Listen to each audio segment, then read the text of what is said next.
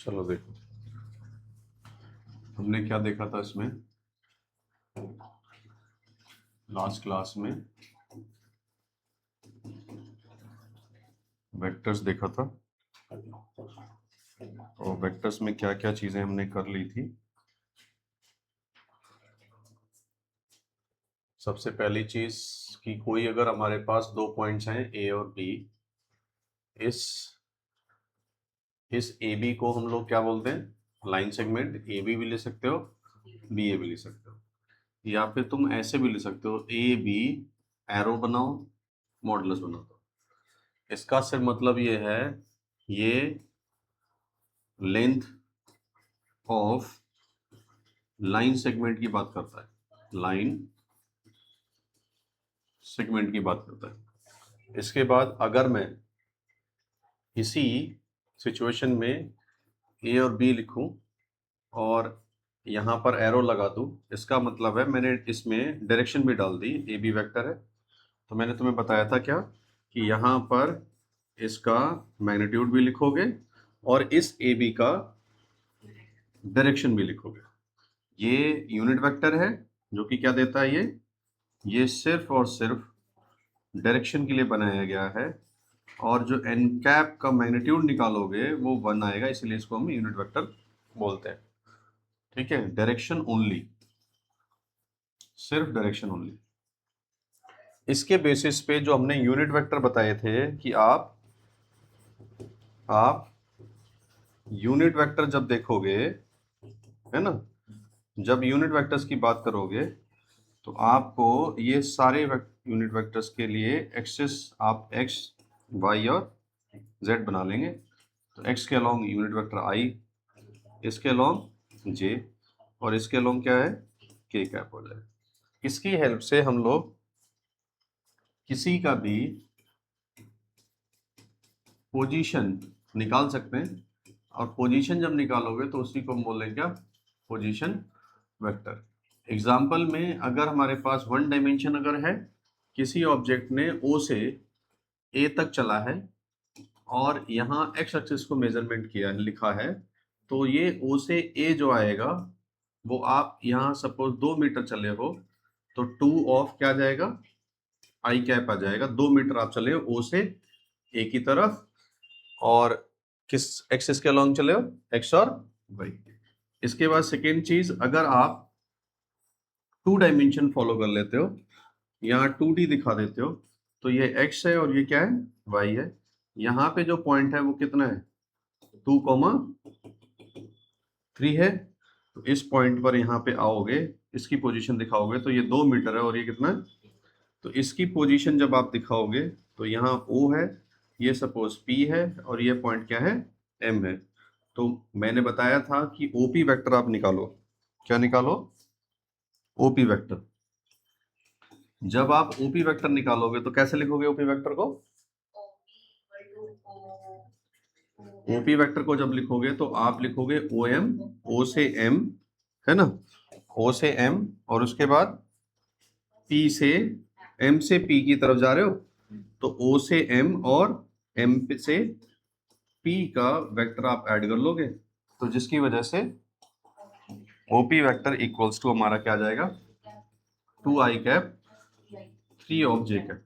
इस OP का magnitude निकालना चाहते हो तो मैग्नीट्यूड या तो पाइथागोरस आप अप्लाई कर लो, या फिर क्या याद रखो कि i का जो कोफिशिएंट है 2 का स्क्वायर, j का जो कोफिशिएंट है इसका स्क्वायर, आंसर कितना आएगा, OP वेक्टर इक्वल्स टू 4 + 9, तो OP vector equals to 13, √13।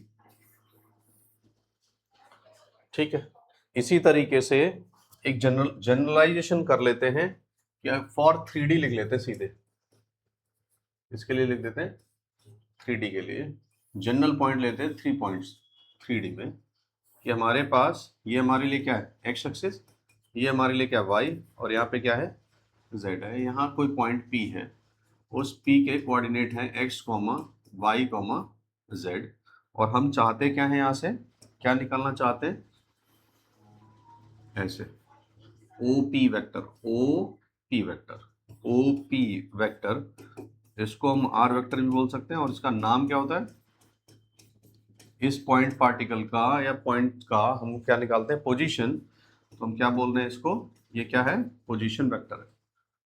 Clear. तो ये पोजीशन वेक्टर है। तो मैं इस ओपी को जब मैं वेक्टर फॉर्म में लिखूंगा तो कैसे लिखूंगा, एक्स के अलोंग कितना चला, आई cap, x I cap, Y के अलोंग वैल्यू कितनी होगी, जे कैप, जेड के अलोंग जेड ऑफ के कैप। अब मैं क्या निकालूंगा, मैग्नीट्यूड निकालूंगा। और मैग्नीट्यूड कैसे निकलता है, ये मैग्नीट्यूड निकलता है इसका, आई का कोफिशिएंट एक्स स्क्वायर है, जे का कोफिशिएंट कितना है, वाई स्क्वायर है, और जेड का कोफिशिएंट कितना है, जेड स्क्वायर है। तो ये हमें इसका क्या मिला, ये क्या मिला, मैग्नीट्यूड। तो मतलब बेसिकली ये जो टाइप ऑफ वेक्टर में आता है, तो टाइप ऑफ वेक्टर में एक पार्ट आ गया, क्या हमारा आ गया, पोजीशन वेक्टर आ गया। इसके बाद अगर मैं 2D के साथ भी दिखा दूं, 2D के साथ मैंने उनका उसका पोलर फॉर्म भी दिखाया था। ये पॉइंट P है, P क्या है, x कॉमा वाई है, और इसका मैं पोजीशन वेक्टर निकालना चाहता हूं।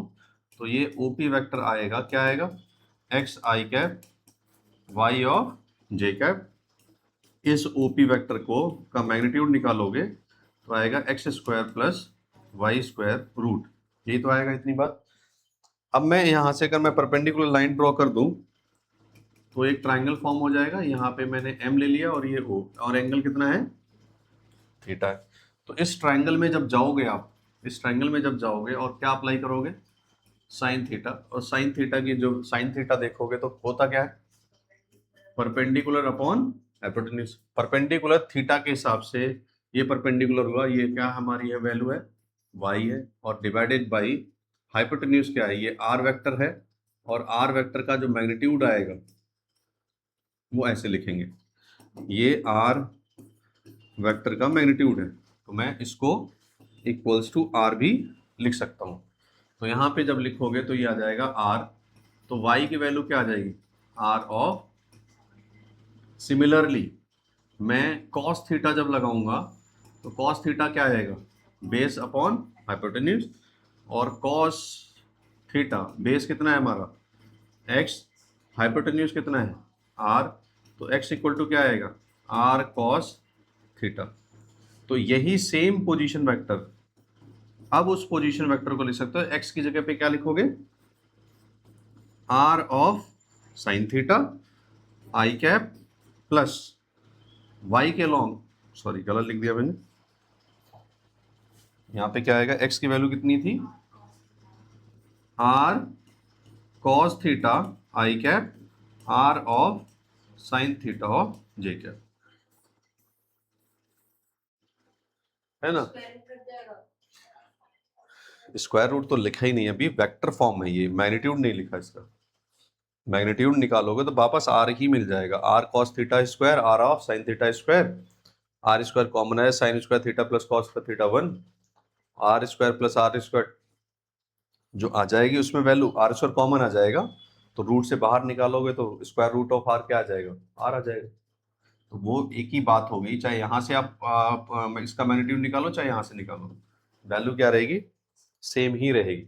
बस यहाँ से सीखा क्या है, इस वाले की चीज़ की लर्निंग क्या ध्यान रखनी है कि हमारे पास कोई भी वेक्टर क्वांटिटी अगर है, जैसे कि हमने आर वेक्टर लिया हुआ है और वो इंक्लाइंड विथ थीटा है, तो जिसके साथ थीटा है, जिस एक्सिस के साथ, उसका कंपोनेंट बनेगा आर ऑफ कॉस थीटा, और जिसके साथ थीटा नहीं है वर्टिकल एक्सिस के साथ, तो यहाँ लिखोगे आर ऑफ साइन थीटा। हो गया, चलो अब एक पार्ट उसमें लिख लो, एक पेज पे हमें चाहिए होगा टाइप्स ऑफ वेक्टर्स। ठीक है, इनकी हमें डेफिनेशन चाहिए होगी, इनके बारे में थोड़ी थोड़ी नॉलेज भी चाहिए होगी। सबसे पहले तो लिख लो यही पोजीशन वेक्टर, है ना, जीरो वेक्टर, अगला, next equal vectors,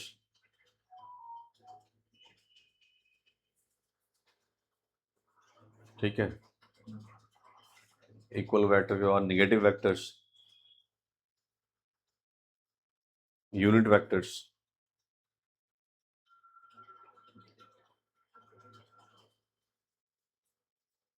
collinear vectors, हाँ, coinitial vectors,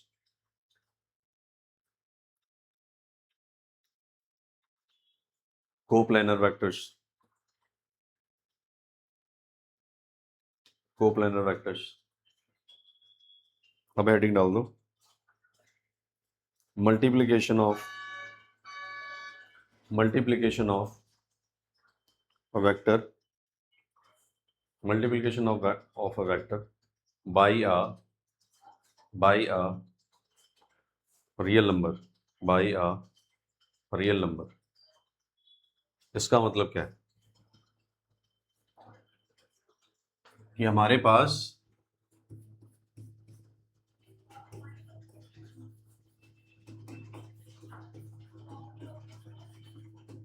multiplication in a vector by real number.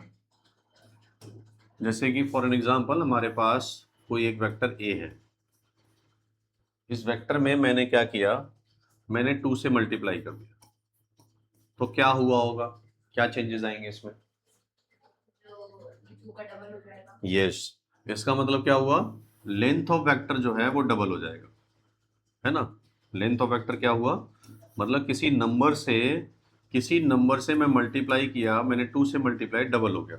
और अगर मैं इसी वेक्टर में हाफ ऑफ ए लिखना चाहता हूं तो इसका मतलब क्या होगा, ये आधा हो जाएगा, ये आधा वेक्टर हो गया, हाफ वेक्टर हुआ, यहाँ हो गया हाफ ऑफ ए। और अगर मैंने इसी वेक्टर के अंदर मैंने क्या किया, माइनस ऑफ 3a लिख दिया, तो इसका मतलब क्या हुआ,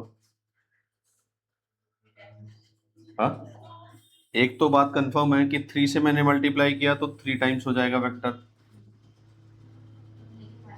माइनस है तो क्या करोगे, डायरेक्शन बदलोगे, क्योंकि ये बात तो मैंने बताई थी कि ए बी वेक्टर किसके इक्वल्स टू होता है। हाँ, ये चीज बताई गई थी कि हमारे पास अगर ये चीज है, यहाँ ए और बी है, तो हमने बात की थी कि A B vector equals to minus of B A vector के बराबर होगा। तो ए वेक्टर की डायरेक्शन हमारी राइट हैंड साइड थी, तो इसकी डायरेक्शन हमारी किधर की तरफ होगी, लेफ्ट हैंड साइड, इस साइड हो जाएगी। ठीक है, ओवरऑल क्या मतलब हुआ कि जब भी हम किसी भी नंबर से किसी वेक्टर से मल्टीप्लाई करते हैं तो क्या होता है, उसका लेंथ ऑफ वेक्टर या फिर magnitude of vector will change. Clear है, तो क्या करना है, इसका समरी क्या है किसकी, इस चीज की, when multiply by real number in a vector, magnitude and direction magnitude and direction both may change। Magnitude भी बदल सकता है और डायरेक्शन भी बदल सकता है, दोनों में से कोई एक चीज भी बदल सकती है। ठीक है, इसके आगे लिख लेना कि किसी भी वेक्टर में मैंने लैम्डा से मल्टीप्लाई किया ए वेक्टर में, तो मुझे एक नया वेक्टर मिल गया। अब ये वेक्टर इसके क्या हो सकता है, पैरेलल भी हो सकता है और एंटी पैरेलल, दोनों पॉसिबिलिटी है, डिपेंड करेगा कि लैम्डा हमारा क्या है। लैम्डा जो है वो बिलोंग्स टू क्या है, फिलहाल रियल नंबर। कैसा है, रियल नंबर। रियल नंबर में पॉजिटिव, नेगेटिव, जीरो सब कुछ आता है। तो जब भी हम कोई रियल नंबर से किसी वेक्टर में मल्टीप्लाई करते हैं तो हमें एक नया वेक्टर मिलेगा, एक वेक्टर हमें नया मिलेगा। ठीक है, अब देखो अगली बात, एडी डाल दो, composition of vector, composition of vectors.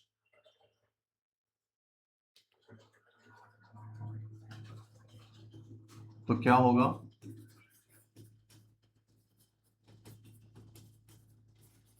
Composition of vectors देखोगे, कंपोजिशन ऑफ वेक्टर्स में अगर ध्यान से देखोगे तो कंपोजिशन दो वेक्टर्स का है। मतलब मैं एग्जांपल ले लेता हूँ कि एक वेक्टर ए है, दूसरा वेक्टर क्या है, बी। फिलहाल हम दो वेक्टर्स का ही कंपोजिशन देखते हैं, ठीक है। तो एक तो कंपोजिशन का मतलब हो गया कि दो वेक्टर का एडिशन, दो वेक्टर का सब्ट्रैक्शन, दो वेक्टर का मल्टीप्लिकेशन। और मल्टीप्लिकेशन जो होता है दो तरीके से रिप्रेजेंट करते हैं,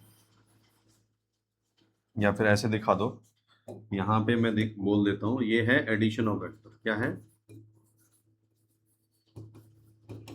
एडिशन ऑफ वेक्टर। ये ऐसी सिचुएशन कब बनेगी?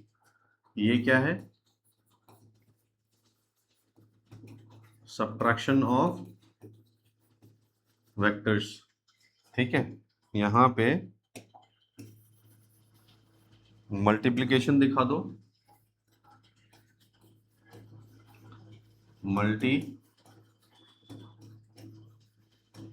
मल्टीप्लिकेशन ऑफ वेक्टर्स जिसमें दो चीजें हैं। कौन कौन सा है बताओ भाई। एक है, एक मल्टीप्लिकेशन ऐसे लिखते हैं डॉट प्रोडक्ट से, ए डॉट बी से, और एक मिलता है ए क्रॉस ऑफ बी से। तो ये वाला जो होता है वो स्केलर प्रोडक्ट होता है। कैसा होता है? स्केलर प्रोडक्ट होता है। और इसका मतलब क्या होता है? इसका मतलब होता है कि दो वेक्टर क्वांटिटीज अगर आपको क्या की जाए, दो वेक्टर क्वांटिटीज का प्रोडक्ट किया जाए और स्केलर नंबर ही मिले, तब इस तरीके से डॉट से रिप्रेजेंट करोगे। जैसे कि फॉर एग्जांपल कि हमारे पास फोर्स वेक्टर क्वांटिटी है, डिस्प्लेसमेंट क्या है, वेक्टर क्वांटिटी है। फोर्स और डिस्प्लेसमेंट का प्रोडक्ट करते हो तो क्या मिलता है? Force into displacement, ninth class से हाँ, वर्क डन। और वर्क डन एनर्जी होती है, वो कैसी क्वांटिटी होती है? स्केलर। तो यहाँ डॉट लगाओगे, क्रॉस नहीं लगाओगे। ए डॉट बी क्या हो गया? स्केलर प्रोडक्ट हो गया। और इसको बोलते हैं क्या? हम बोलते हैं वेक्टर प्रोडक्ट बोलते हैं। क्या बोलते हैं? वेक्टर प्रोडक्ट कहते हैं, ठीक है। तो वेक्टर प्रोडक्ट में क्रॉस प्रोडक्ट मतलब दो वेक्टर का प्रोडक्ट करोगे तो रिजल्ट क्या मिलेगा? वेक्टर ही मिलेगा। तो उस केस में आप क्रॉस यूज करोगे। क्लियर है? चलो इसको बना लो, फिर इसके बाद एक एक करके चीजें सीखते हैं। डिवीजन ऑफ वेक्टर्स के बारे में यहां पर डिवीजन ऑफ वेक्टर्स क्यों नहीं है और क्यों नहीं सिखाया जा रहा है, उसकी वजह पता करो पहले। डिवीजन ऑफ वेक्टर, जैसे मेरे पास A vector divided by B vector हो, तो ये जरूरी नहीं कि रिजल्ट हमें कोई फिजिकल क्वांटिटी मिले फिलहाल, और हो सकता है कि रिजल्ट में कोई फिजिकल क्वांटिटी मिले। अगर मिलता तो हम डिवीजन यूज करते, ठीक है। हमें क्या देखनी होती? कोई फिजिकल क्वांटिटी है या नहीं है, ये चीज को चेक करना होता है बस, ठीक है। फिजिकल क्वांटिटी हमारी है या फिर नहीं है। इन सब में फिजिकल क्वांटिटी मिलेगी। दो वेक्टर्स को ऐड करो, एक नहीं, सब्ट्रैक्शन करोगे तो भी फिजिकल क्वांटिटी मिलेगी, मल्टीप्लिकेशन करोगे तो भी फिजिकल क्वांटिटी मिलेगी। पर डिवीजन के साथ ऐसा क्या है जिसकी वजह से फिजिकल क्वांटिटीज नहीं मिल रही है? आप यही तो चीज समझनी है कि एग्जाम्पल में मैं तुम्हें देता हूँ। फोर्स कैसा है? वेक्टर क्वांटिटी है। एक्सेलरेशन क्या है? Vector quantity. Force divided by acceleration कुछ होता है क्या? नहीं होता, ठीक है। कोई मतलब ही नहीं उसका निकल गया। जैसे फोर्स का फॉर्मूला होता है मास इनटू क्या होता है? एक्सेलरेशन होता है, ठीक है। अब यहाँ पर फोर्स डिवाइडेड बाय यहाँ दिखाओगे, देखो क्या निकला? मास। और मास कैसी क्वांटिटी है? स्केलर नंबर है। मतलब डिवीजन से यहाँ पे स्केलर मिलने के चांसेस हैं। मैंने तो फिजिकल क्वांटिटी अगर मिल रही है तो डिफाइंड है, फिजिकल क्वांटिटी नहीं मिल रही तो डिफाइंड नहीं है, ठीक है। कोई भी दो वेक्टर के जरूरी नहीं इसके केस में मिल रहा है, पर अब बाकियों के केस में हो सकता ना मिले। डिवीजन ऑफ वेक्टर्स में यहाँ मास मिल रहा है, ठीक है, लेकिन डिवीजन ऑफ वेक्टर्स जनरली तुम्हारे सिलेबस में नहीं होता, वो तो हाई कॉन्सेप्ट होता है। बस ये कह सकते हो कि डिवीजन ऑफ वेक्टर्स में किसी भी अगर स्केलर नंबर से मल्टीप्लाई कर तो वैलिड है। किसी भी इसी सिचुएशन में अगर तुम देख सकते हो कि वो तो मिल जाएगा, अगर मैं मास से मैं मल्टीप्लाई करता फोर्स को तो एक्सेलरेशन मिलता। ये तरीका हमारा लिखना सही है, लेकिन ये लिख देना ये थोड़ा सही नहीं है। अब मान के चलो अभी ये सही नहीं है। चलिए हेडिंग में डाल दो एडिशन ऑफ वेक्टर।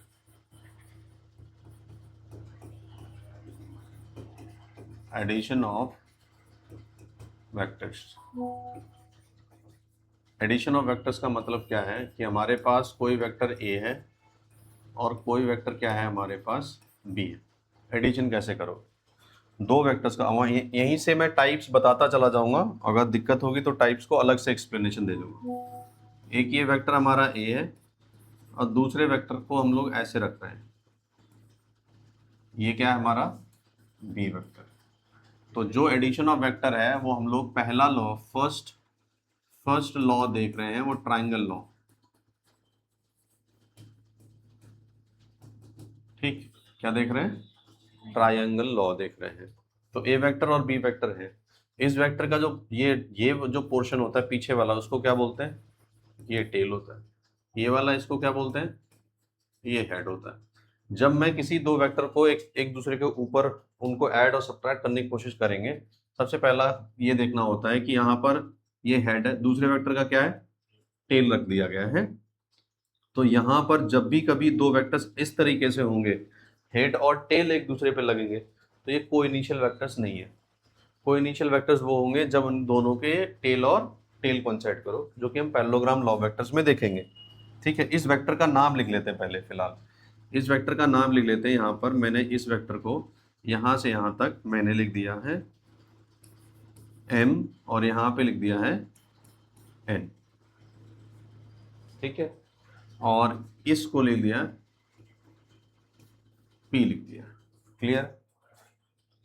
अब एक वेक्टर से m और n हम चले डिस्टेंस, और n से p गए, और ये रहा इनका बेसिकली डिस्प्लेसमेंट एक तरीके से। ठीक है, तो मैं अगर इसमें जीरो वेक्टर वाला जो कॉन्सेप्ट है वो लगाऊं कि जहां से चले थे मैं वापस उसी जगह आऊं, तो कैसे लिखोगे? m से n गए, n से कहां गए?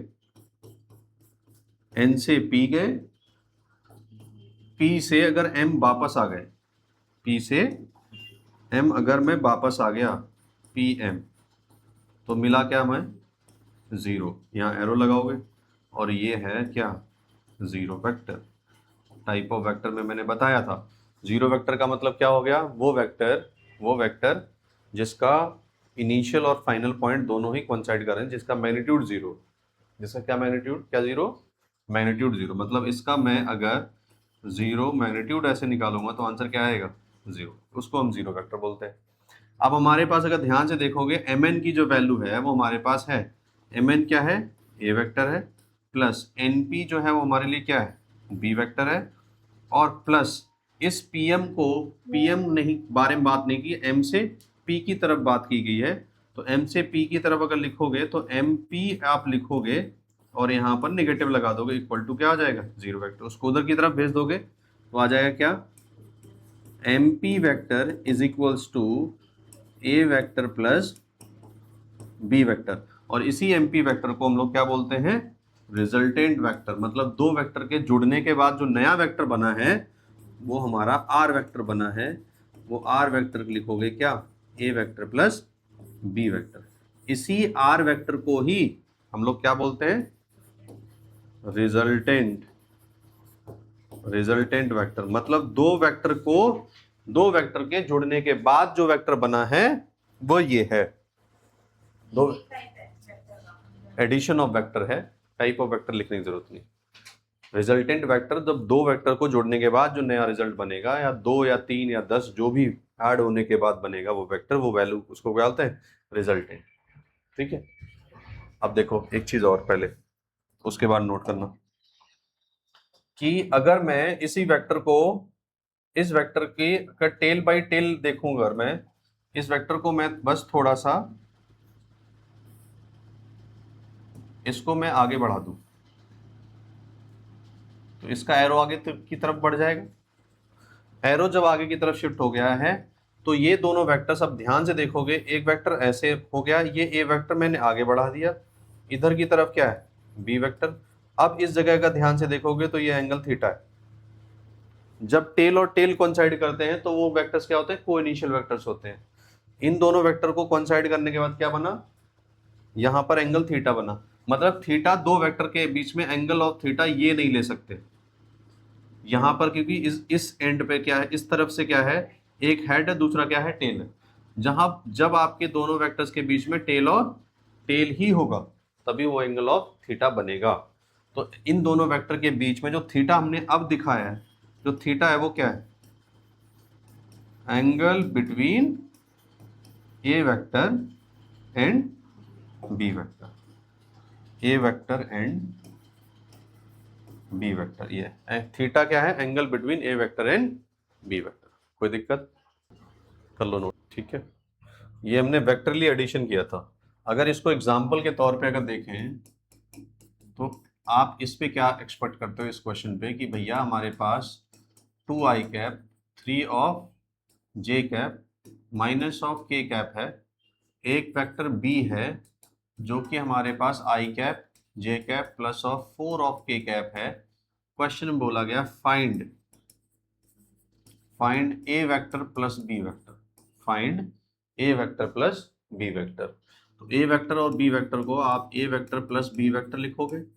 ए वेक्टर को आप लिखोगे कैसे, 2i cap 3 of j cap minus of k cap plus i cap j cap minus of k cap. क्या रिजल्ट मिलेगा, ए वेक्टर प्लस बी वेक्टर, यहाँ कितना आ जाएगा, i का i के साथ लाइक टर्म के साथ एडिशन होता है, तो 2i कैप प्लस 3 कितना आ जाएगा, 3 ऑफ i कैप, यहाँ पे 3j cap plus k cap कितना हो जाएगा, 4 ऑफ j कैप, और सॉरी यहाँ पे क्या था, 4 ऑफ प्लस था, प्लस ऑफ 4 k कैप, तो कितना आ जाएगा, प्लस 3 ऑफ k कैप। ये इस वेक्टर का एडिशन होने के बाद मिला। जो एडिशन होने के बाद जो वेक्टर मिलता है उसी को ही हम लोग रिजल्टेंट वेक्टर बोलते हैं। अब मुझे इस रिजल्टेंट वेक्टर का मैग्नीट्यूड अगर मुझे चाहिए होता तो ऐसे लगाते, वेक्टर लगाते, आई का यहाँ पे क्या लिखते, 3 स्क्वायर, यहाँ पर 4 स्क्वायर, फिर क्या लिखते, प्लस 3 का स्क्वायर लिखते। आंसर क्या था, स्क्वायर रूट, यहाँ था 9, 16 प्लस कितना आ जाता, 9, कितना आ जाता, 25, और 25 प्लस 9 कितना आ जाता, 35, ठीक है, कितना आ जाता, 34 ऑफ यूनिट।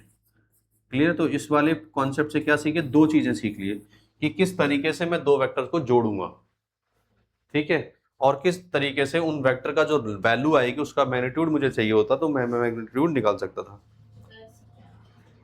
ठीक है। अब पर इस triangle of law of method से हम लोग इस वेक्टर का मैग्नीट्यूड निकालना चाहते हैं कि जरूरी नहीं दो वेक्टर्स का इसी तरीके से एडिशन आए, ऐसा भी हो सकता है दो वेक्टर के बीच में कुछ ना कुछ एंगल गिवन हो, या बोलेंगे दो इन दोनों वेक्टर के बीच में, इन दोनों वेक्टर को जब मैंने ऐड किया रिजल्टेंट की डायरेक्शन क्या है हमारी, रिजल्टेंट किस डायरेक्शन में जाएगा, उसकी वैल्यू कितनी होगी, है ना, वो सारी चीज़ों को निकालने के लिए यहाँ पर हम लोग दो वेक्टर का रिजल्टेंट निकालने की कोशिश करें, मैग्नीट्यूड ऑफ, ठीक है, या फिर ऐसे बोल सकते हो, क्या बोलोगे, रिजल्टेंट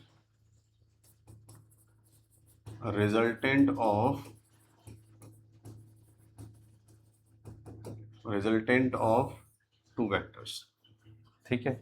मैंने क्या बताया था इसमें इससे पहले कि हमारे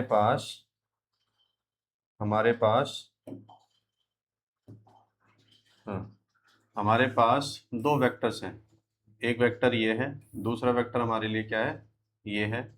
इस वेक्टर को बोला गया क्या, ए वेक्टर, इस वेक्टर को क्या बोला गया, बी वेक्टर, ठीक है।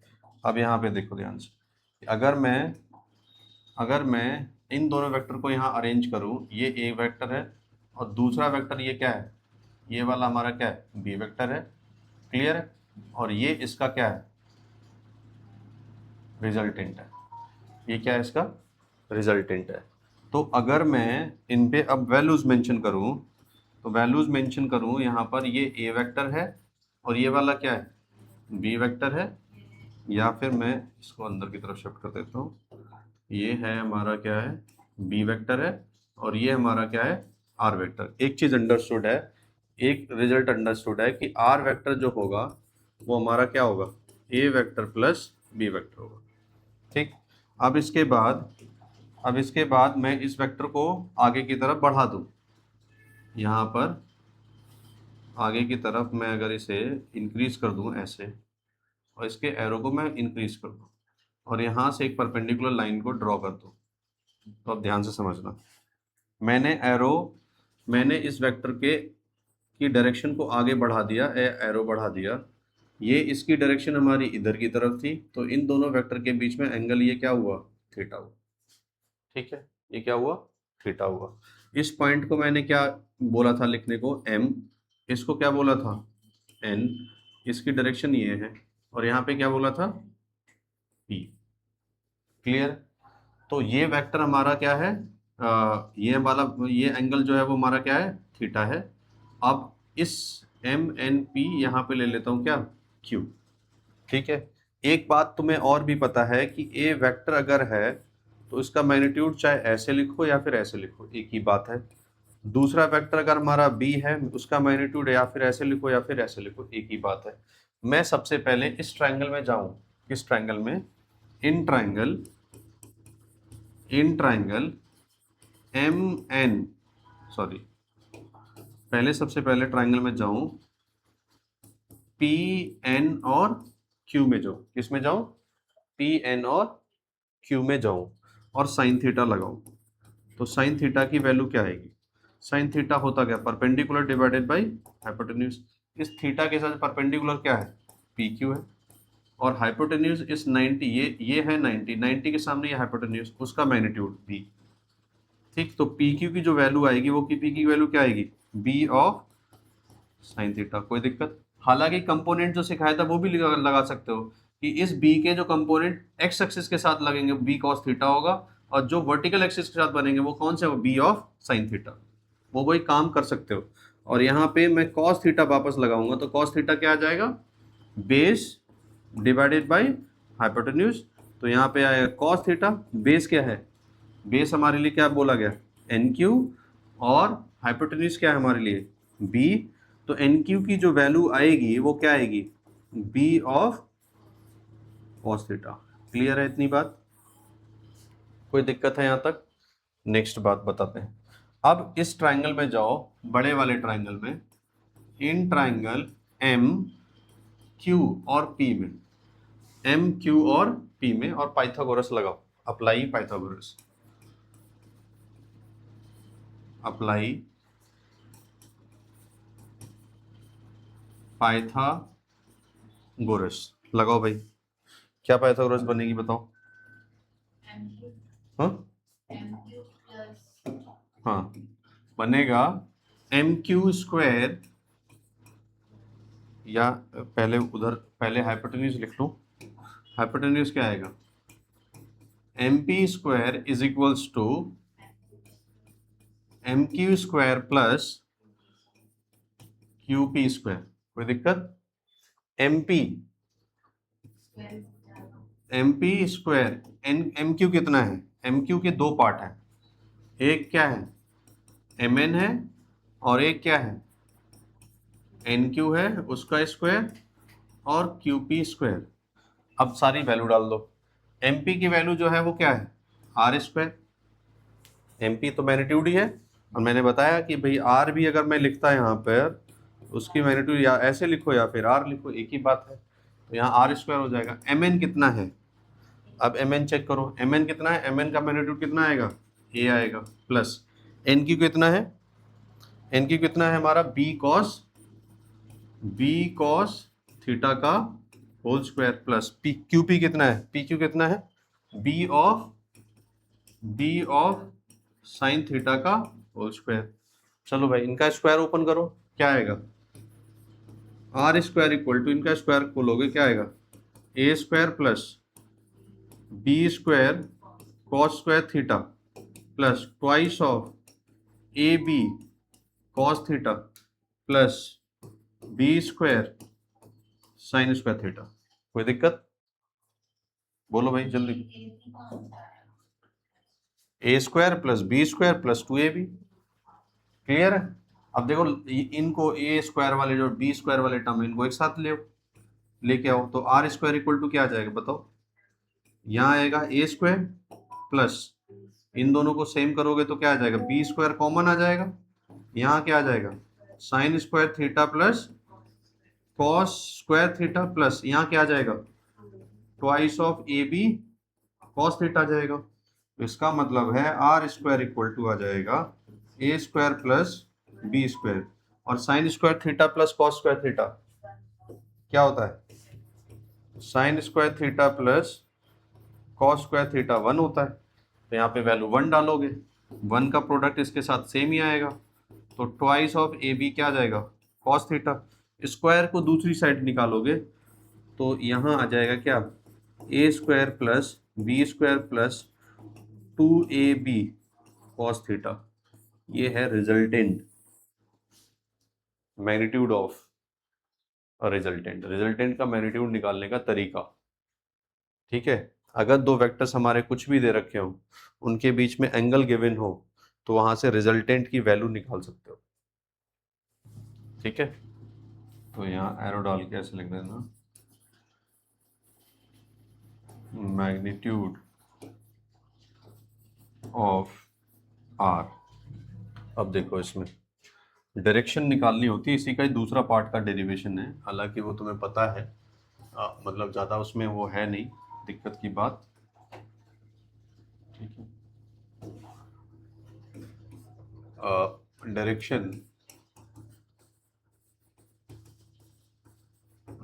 Of resultant, direction of resultant vector. देखो क्या है डायरेक्शन ऑफ रिजल्टेंट वेक्टर। सबसे पहला काम ये है कि आप, मैंने क्या बताया था इसमें कि आपके पास दो वेक्टर्स हैं, एक वेक्टर है हमारे पास ये, दूसरा वेक्टर क्या है ये। इस वेक्टर का नाम हमारा ए वेक्टर है, इसका नाम क्या है, बी वेक्टर है। फिर हमने क्या किया, हमने किया कि इसको एक इधर वेक्टर बनाया, दूसरे वेक्टर को मैंने ऐसे बनाया, और इसकी वैल्यूज, ये इसका क्या है, इसका रिजल्टेंट है। यहाँ पे मैंने वैल्यू लिख दी इसकी, आर वेक्टर है, और ये वाला क्या है, बी वेक्टर है, और ये हमारा क्या है, ये ए वेक्टर और बी वेक्टर हो गया। इसके बाद मैंने बताया कि आप एंगल दिखाना चाहते हो वेक्टर्स के बीच में, है ना। एंगल्स अगर दो वेक्टर्स के बीच में दिखाना चाहते हो तो सबसे पहले इस वेक्टर को आप आगे की तरफ बढ़ाओ, इसको आगे की तरफ इंक्रीज करो, और यहाँ से क्या दिखाओ, परपेंडिकुलर वेक्टर्स दिखाओ। उससे क्या होगा, उससे आपकी वैल्यूज, इसके बीच में ये एंगल पता चल जाएगा, क्योंकि इस वेक्टर का एरो मैंने आगे की तरफ शिफ्ट कर दिया। तो टेल और टेल जहाँ कोइंसाइड करते हैं वही एंगल ऑफ वेक्टर्स बनता है। ये वैल्यू कितनी थी, 90 थी। यहाँ पे पॉइंट क्या था, मैंने क्या लिया था, m, ये वाला क्या था, n, ये क्या था, p, और ये क्या था, q। तो डायरेक्शन ऑफ वेक्टर कौन सा है, डायरेक्शन ऑफ रिजल्टेंट वेक्टर कौन सा है, ये डायरेक्शन है कि उसने ए वेक्टर के साथ कितना रिजल्टेंट बनाया, कितने एंगल पे बनाया। तो उसके लिए हम निकालेंगे tan ऑफ बीटा। जब भी डायरेक्शन निकालोगे तो tan ऑफ बीटा, और tan ऑफ बीटा किस ट्रायंगल में यूज करोगे, in triangle MNP, MNP, sorry, किस ट्रायंगल में जाओगे, MQ और P में, राइट एंगल ट्रायंगल होना चाहिए। तो tan क्या होता है, perpendicular divided by base. Perpendicular बताओ क्या आ जाएगा, PQ, बेस कितना है, MQ। ठीक, तो tan ऑफ बीटा और MQ जो वैल्यू है वो दो पार्ट में है, कि कौन सी दो पार्ट है MQ की, एक है MN और एक है NQ। एक है mn और एक क्या है nq। pq की वैल्यू कितनी है? pq क्या था देखो पीछे, ये था b ऑफ साइन थीटा, और इस b वेक्टर का इसके साथ एंगल बनाओगे तो ये था b ऑफ कॉस थीटा। तो pq की जो वैल्यू थी वो हमारी b ऑफ साइन थीटा है, डिवाइडेड बाई हमारे पास क्या आ जाएगा, ये है mn क्या है हमारा a, और nq क्या है हमारा b of sine theta. Clear है इतना? ठीक है।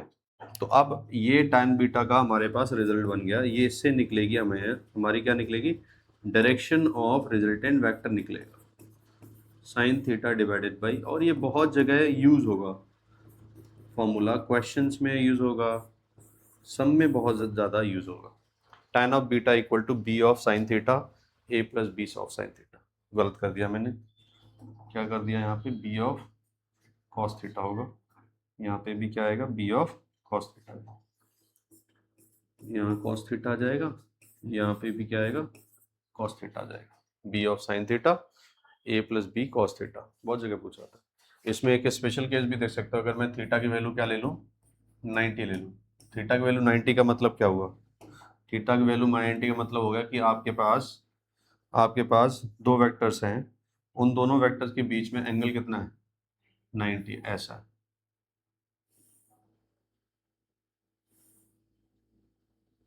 ठीक है, यहाँ पे और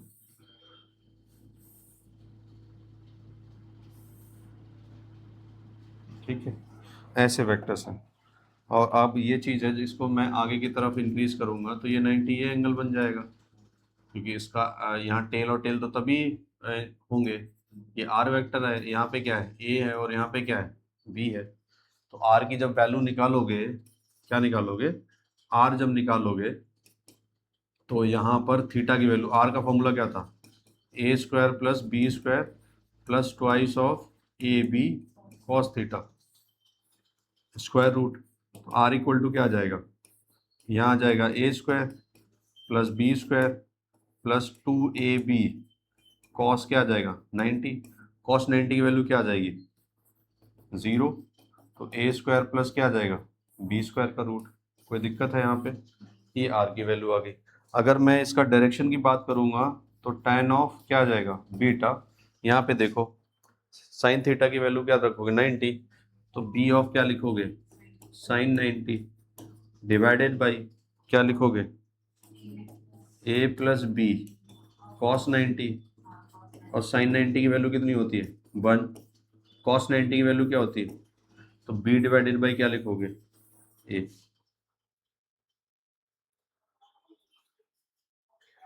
ठीक है, अगर हम डायरेक्शन ऑफ रिजल्टेंट वेक्टर में r की वैल्यू देखेंगे तो root a square plus b square आएगी। आर की वैल्यू वही रहेगी, बस इसमें क्या हुआ, जब दो वेक्टर्स इंक्लाइन विद 90 होंगे तो उनका रिजल्टेंट ए स्क्वायर प्लस बी स्क्वायर लिखोगे।